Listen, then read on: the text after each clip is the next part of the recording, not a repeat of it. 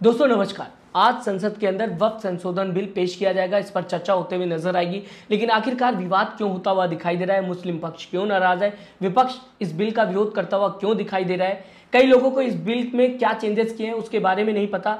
लेकिन कई लोग बिना जाने ही इस बिल का समर्थन करते हुए दिखाई दे रहे हैं और कई लोग बिना चेंजेस को जाने हुए इस बिल का विरोध करते हुए दिखाई दे रहे हैं। और साथ ही साथ अगर दोस्तों बात की जाए क्या ये बिल पार्लियामेंट में पास हो पाएगा, हर एक टॉपिक पर चर्चा करना चाहूंगा।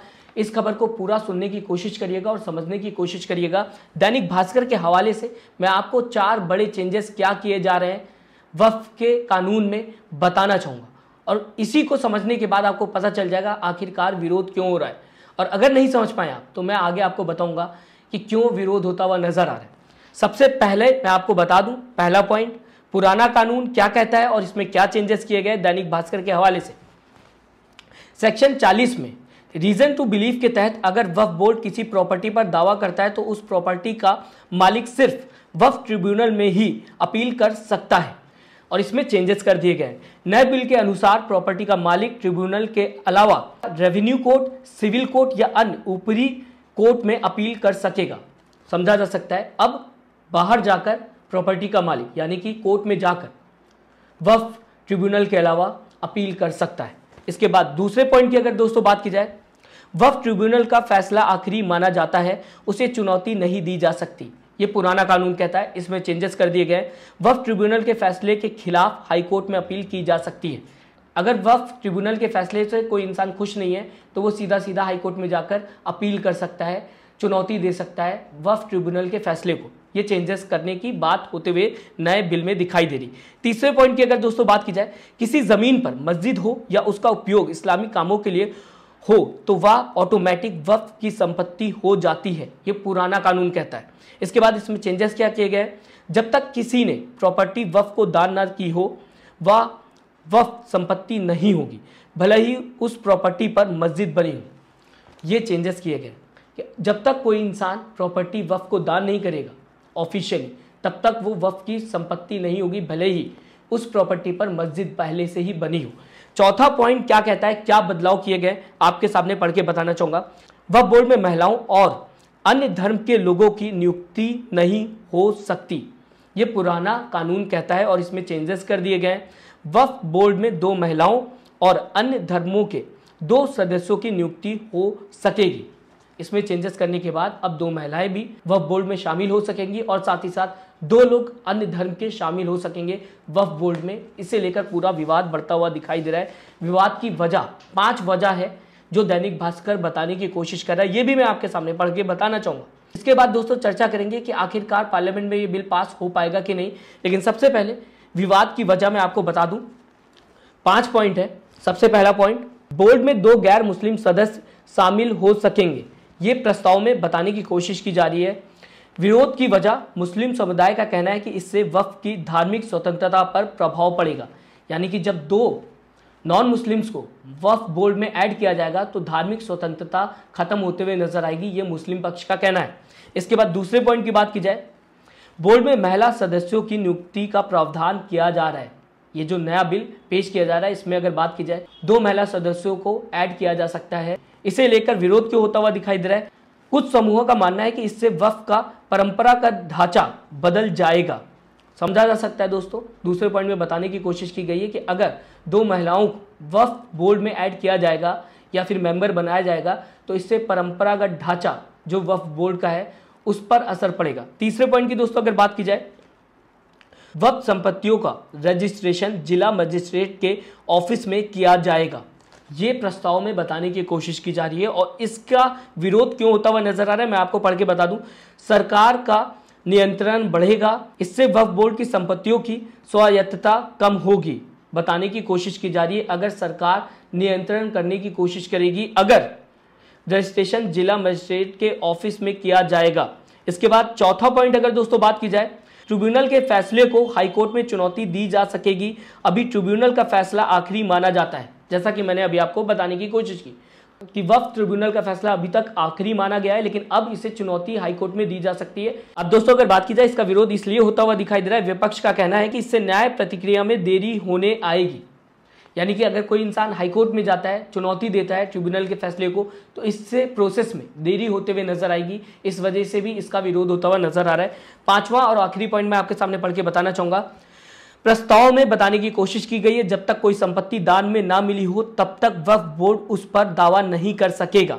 अब विरोध क्यों होता हुआ नजर आ रहा है? माना जा रहा है कि यह बदलाव वक्फ संपत्तियों के दावों को सीमित करेगा, यानी कि अगर किसी इंसान ने दान नहीं किया है तब तक उस प्रॉपर्टी को वक्फ की प्रॉपर्टी नहीं बताया जा सकता।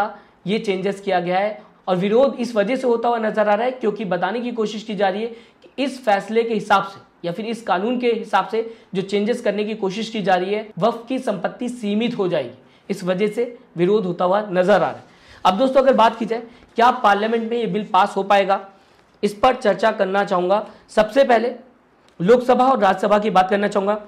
लोकसभा में 543 मेंबर्स है, टोटल 543 सांसद है, जिसमें भाजपा के पास अगर बात की जाए बीजेपी के पास 294 मेंबर्स हैं टोटल, और इस बिल को पास कराने के लिए 272 सांसदों की मुहर लगनी है। यानी कि अगर 272 सांसद इस बिल का समर्थन कर देते हैं तो ये लोकसभा से पास होता हुआ नजर आएगा और बीजेपी के पास अकेले 294 मेंबर्स हैं।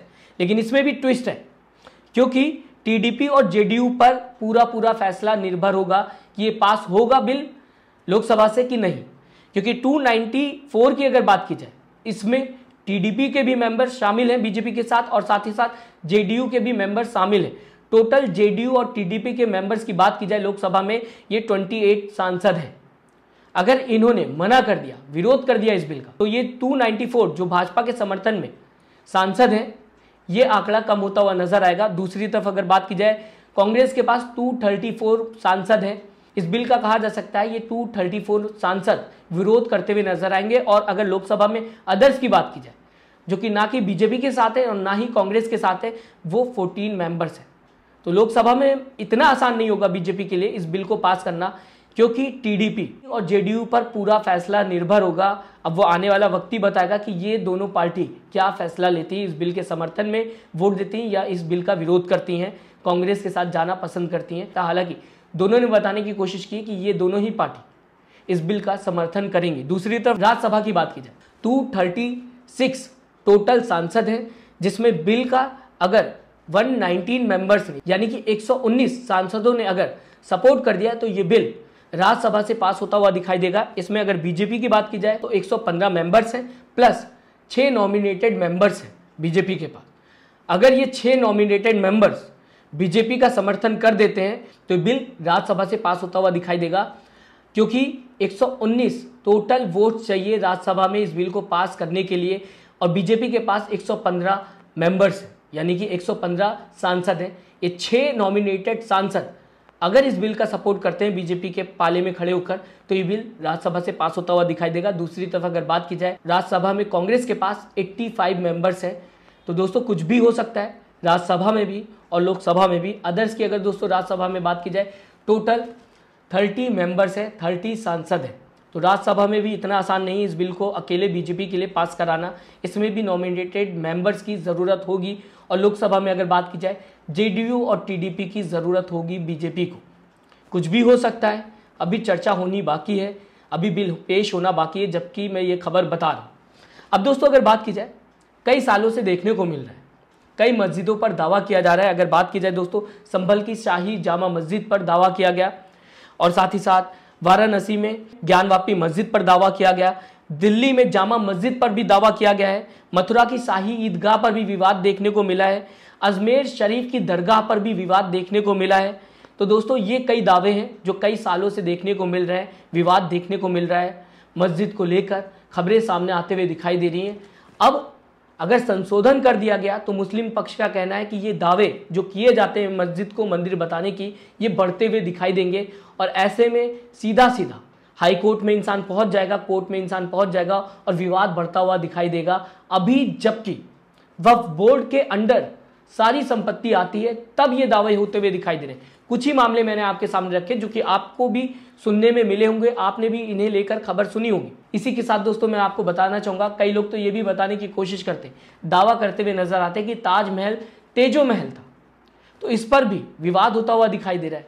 जबकि ताजमहल 8वें अजूबे में आता है। कई विदेशी आते हैं इंडिया खाली ताजमहल देखने के लिए, तो इस पर भी विवाद होता हुआ दिखाई दे रहा है, जिसकी हिस्ट्री हर किसी ने पढ़ी हुई है।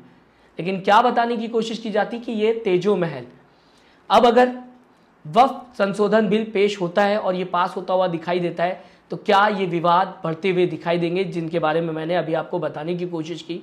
मस्जिद को मंदिर बताने की कोशिश की जाती है और ये विवाद बढ़ता हुआ दिखाई देता है। मैं चाहूँगा दोस्तों इस पूरे मामले को लेकर आप क्या सोचते हैं, अपनी राय कमेंट बॉक्स में ज़रूर दीजिएगा। साथ ही साथ सब्सक्राइब और लाइक के बटन को दबाना मत भूलिएगा। अगर दोस्तों आप सही खबर सुनना और समझना चाहते हैं, अपना दोस्तों ख्याल रखिएगा। नमस्कार।